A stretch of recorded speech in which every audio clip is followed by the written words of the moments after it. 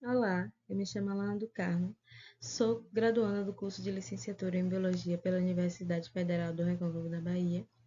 Hoje venho aqui apresentar para vocês, no primeiro simpósio de entomologia da Bahia, meu trabalho titulado como Influência de copas de laranjeira doce no comportamento alimentar de Diaphorina citri.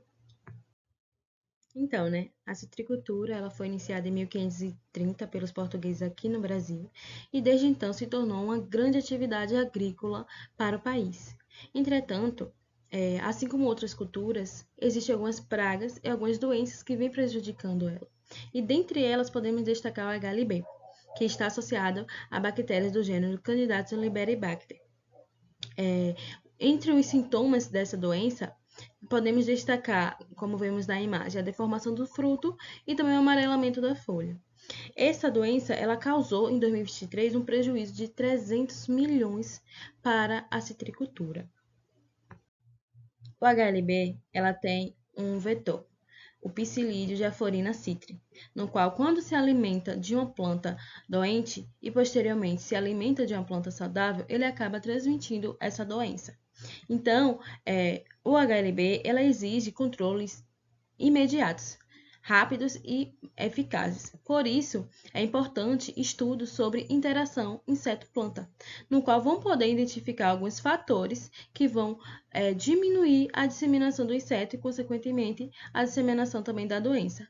Por isso, envolvemos a técnica de penetração elétrica de estilete, mais conhecido como EPG, no qual permite identificar padrões de alimentação do inseto relacionados à anticenose.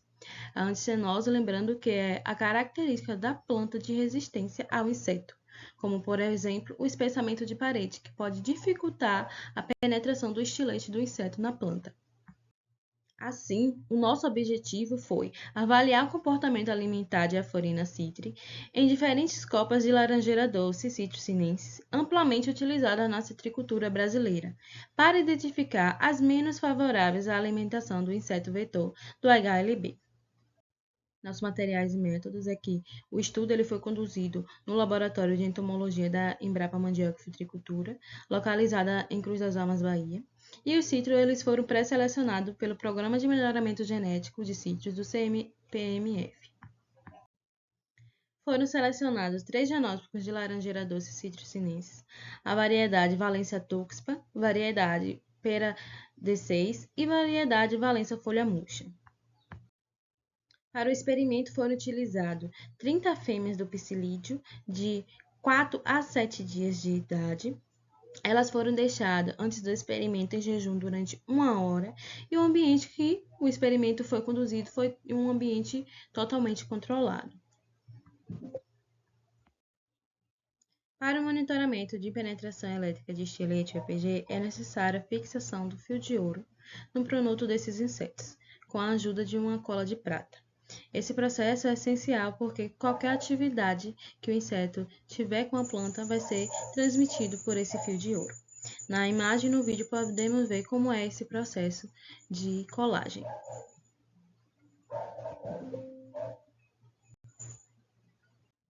Após esse processo de fixação do fio de ouro, as fêmeas são colocadas na parte abaxial das folhas jovens ou então nas brotações das plantas.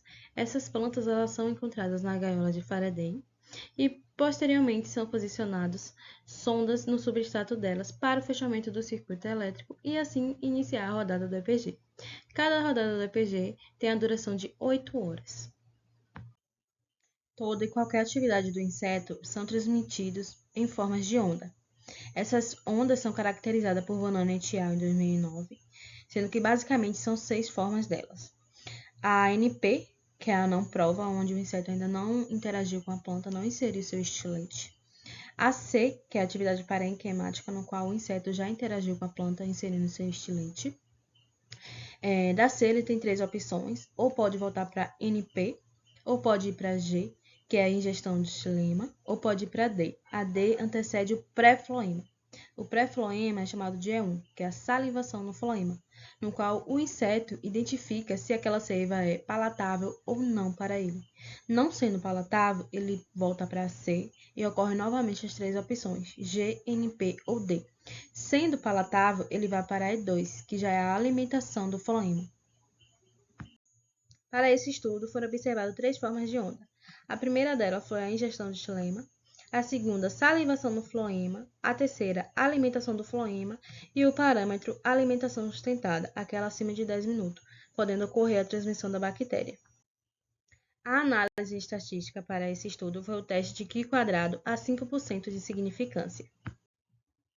Agora vamos para os resultados. O primeiro gráfico ele demonstra a proporção de tempo que os insetos realizaram a ingestão do xilema, sendo que nosso controle valência tuxpan apresentou a maior porcentagem, com 16,07%, seguido de PDD6 com 15,63% e, por fim, se diferindo significativamente com a menor porcentagem de 11,57%, nossa valência folha murcha, com P igual a 0,000.